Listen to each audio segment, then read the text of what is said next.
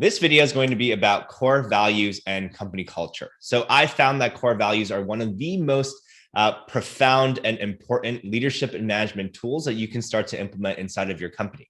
So core values are essentially a set of guiding principles and essentially the commandments of your company.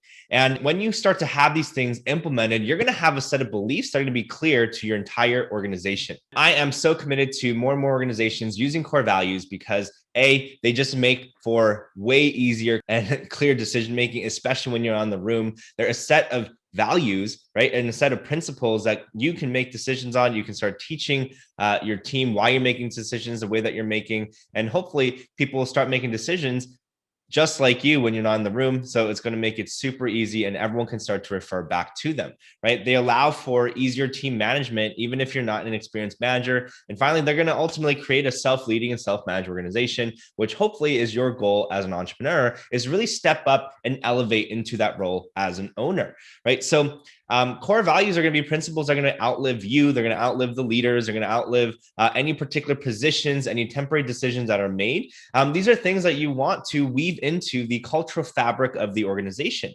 And these are going to be again, the set of core beliefs and principles that the people on your team will behave and operate with and operate by. And once they're defined, you know that you have a really great set of core values once you can hire based on them, fire based on them, review people's work based on them, give people feedback based on them, acknowledge people based on them. One of the biggest challenges that I see that leaders and managers have, especially when it comes to letting people go, right, or hiring people is, why am I letting this person go? And I know that it's for these reasons, right? And when you start to set them and make it super clear and transparent for the entire company, people have core values to refer to. People know that they're out of alignment with certain core values. So it's not necessarily just your beliefs, they're the agreed and shared beliefs of the entire organization. So when you are starting to create core values, you just want to make sure that you have at least 3 core values and no more than 7 core values, right? And I want to give you a little bit of warning here that as you go through this process and as you start to get super clear on what they are, you start to define them and you start to apply them inside the organization. Almost every single time that I've ever run any organization through these, they've ended up letting someone go. And possibly even as you're listening to this video, there might be a part of you that's saying, oh yeah, as I think about what are my principles, what are the things that I really believe in, and what are the things that, I really care for, there's probably someone that floats to the top of your mind right away. And this starts to become extremely clear to you. So again, when you think about core values and company culture, right? These are going to be the principles that help make the decisions when you are not in the room. They're the ones that help guide the decisions based on what people actually desire, right? So for example, one of our core values is called servant, right? So we want you to be a servant. And what that means is we want a win-win-win relationship. And we have another, core value called amplifier, right? Where that means that we want everyone to be working on making everything in the company better, right? However, if the thing that makes people better is incongruent with the other core value of not being a win-win-win for everyone, and that's a win for you, win for me, and win for the world, then we know that those two things are out of alignment. So as you can see, there's certain decisions that could be made in the business, and when you refer back to the core value, it's like, oh, we can't actually do this because this person loses in this equation. So hopefully you're starting to really understand why core values are super important to your company culture. This is going to make your job so much easier as a leader, so much easier as a manager, because when you're having conversations around any problems that exist inside of the organization, then you're able to just refer back to the core values and say, hey, look, based on this core value, I'm having this conversation because it's an opportunity for your growth.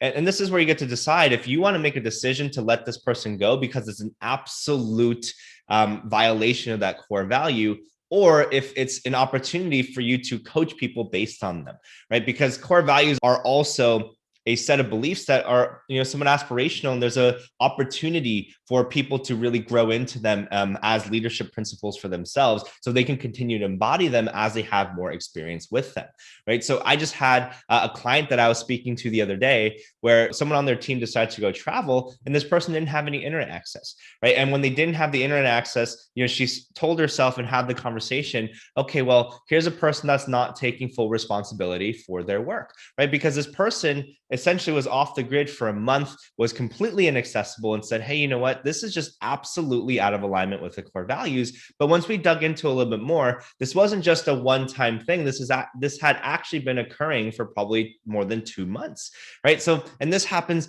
all across the board, where you're going to start to see, well, it's not just the one incident that broke the camel's back. You start to notice in people's behaviors. You start to notice over time that these things are just out of alignment, right? They're showing and exhibiting a certain behavior that says that, hey, these are actually my beliefs and values. And, a lot of people have these blind spots, and that's when these opportunities become really great coaching opportunities for you and for the people that you work with. I want to give you a quick and dirty overview of this process on how you can actually implement core values inside your organization.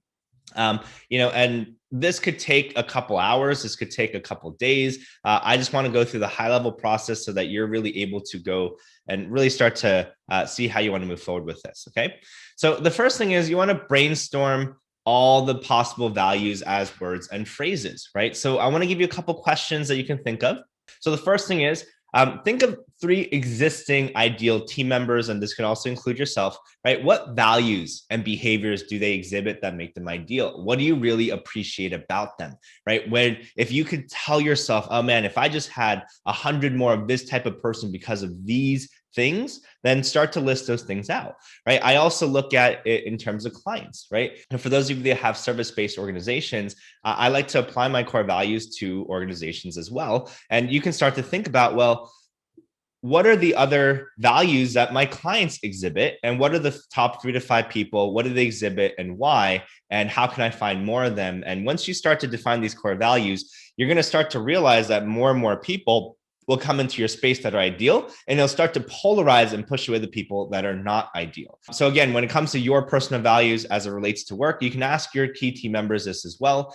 And finally, how'd you like your people in the organization show up consistently, right? So if you know that something like responsibility, right? Taking full and radical responsibility for your actions is important in the organization, and that you do not want a culture of victimhood or blame, then you know that's going to be probably something that you're going to want to include inside of your core values, right? And as you brainstorm, the most important thing to do in this stage is not to actually filter out anything that you're doing. You just want as many different options as you can before you filter. And you should have a list that looks like 30 to 50, even 100 different words and phrases, because then we're going to take it to the next part. And if you need some inspiration, I'm going to include a link from this company called threadsculture.com. And it's just a list of 500 words that you can go through, and you can just say, okay, well, does this apply to me or not? Right. So although I want you to make sure that you're actually going through the exercise on your own first and starting to pick out the words. And then if you know that you want more, then feel free to check out the reference below. In step 2, what you're going to do is start to combine words and phrases that are essentially expressing a similar value or behavior. And you're going to start to put them into one category, right? So for example, you may have something that's like disciplined or dedicated or hardworking or do whatever it takes, right? So these things are very similar and they kind of fall into one category. So you're going to start to group these together, right? Because they're essentially the same thematic, they're the same principle, they're the same behavior that you're wanting to see. So when you combine them, you start to simplify it and you start to notice, okay, well, I have certain categories that are naturally starting to form here. Then step 3, you're going to eliminate and cross off all the concepts that you're not totally committed to. And this is one of the greatest filters that you can use, which is, would I hire based on this, right? Would I fire based on this? Would I manage someone based on this? Can I coach someone based on this? And usually based on the hire fire, would you hire someone based on this? Would you fire based on this? Are really great filters, but I just want to give you the entire thing and then just run through them and say, hey, which ones can I eliminate right off the bat? Right. And some other questions that you can ask yourself in this is, would I fire someone if they're not committed to this core value? Right. Can I manage someone based on this core value? Can I evaluate hiring an employee performance by this core value, right? Am I truly committed to embodying this core value myself? And is it required for everyone in this organization to show up the right way? Because for a lot of people, let's just say, for example, something like detail oriented, right? I'm a fairly detail oriented person, but not to the extent that I would want specific roles to be detail oriented inside of my world. So it may be a great fit for a particular position. However, it may not be a great fit for every single person in the company, right? So step 4, right? So step 4 is going to be clarify, right? You're going to continue to combine, eliminate, and debate all these with your team, with yourself, whatever it is, until you really get down to the last 3 to 7 of which one of these truly embody us, right? And again, just go through the different question filters that I'm giving you if you're stuck on anything, and really ask yourself and challenge yourself and say, okay, well, is this really something that I want to embody, right? Is this really something that I want to hire on? Is it really something I want to fire on? And then finally, from there, you just want to clean up the words. We like to do a lot of fun things in our companies where we wordsmith them, and we start to really put them together, and we start to spell out certain words. So for example, in one of my companies, Kaboom Coaching, we have student mindset. Right? We have student mindset, meaning you're always willing to learn and show up as a student, right? We have extra mile, which is, you go the extra mile, right? So you go above and beyond based on the expectations, you meet them, and then you go above and beyond, right? You take personal responsibility, radical responsibility for everything that you have. Victory means that you're always celebrating no matter what. And celebrate, we have a culture of celebration. It's huge for us. We find it to be one of the most powerful and important pillars inside of organization. And then the next one, we have integrity, right? So you show up in integrity, speaking in truth, show up in alignment to yourself. Courage, right? So courage, meaning that you're willing to have the difficult conversations. You're willing to lean into the different parts of you. You're willing to do the hard things and continue to lean into the vulnerability and the discomfort of the path of growth. And finally, we have experimental, which means that you experiment, right? You're experimenting, test, tweak, and polish on everything so that we can continue to learn from all of our mistakes. And of course, when you spell these all out, it actually stands for service. And the next step in this is to just wordsmith it and to describe it and to make sure it's super clear for people. You don't have to do this step. We just like to do it, right? So again, service is S for student mindset, E for extra mile, R for responsibility, V for victory, I for integrity, C for courage, and E for experimental. And it spells out the word service, which inherently is what we stand for in the organization. So the last step, number 6, is to announce your core values. So this is, of course, one of the most important stages, and it doesn't just start and end with the announcement. However, what you want to do is share the core values with the entire organization. You want to do this in a form of a speech, hopefully in front of your company and on a team meeting, where you're starting to go through your core values and you're starting to explain why it's important to you, why it's important to the organization, and who already is embodying this core value, and give a very clear illustration of when this person did this, I knew that this person was embodying this core value.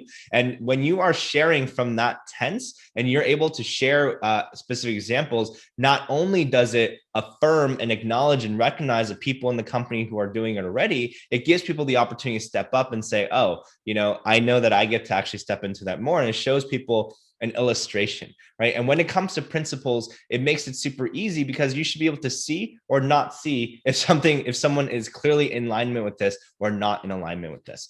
And from there, once you have the core values announced, then it's integration.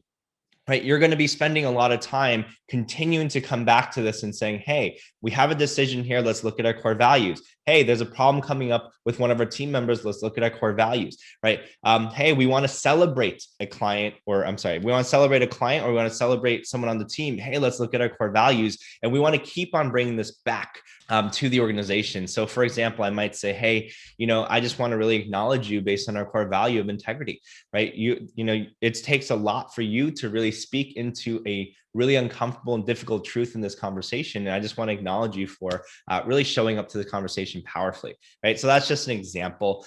So Hopefully, after going through this video, you understand why core values are just so important to your company growth and how they could just act as a decision-making filter and a decision-making lens inside of your organization, and just how impactful it can be to your company culture. So if you like this video, please let me know in the comments below. Let me know if you have any additional questions in the comments below. Otherwise, hit subscribe and like, and I am so excited to see you in the next video.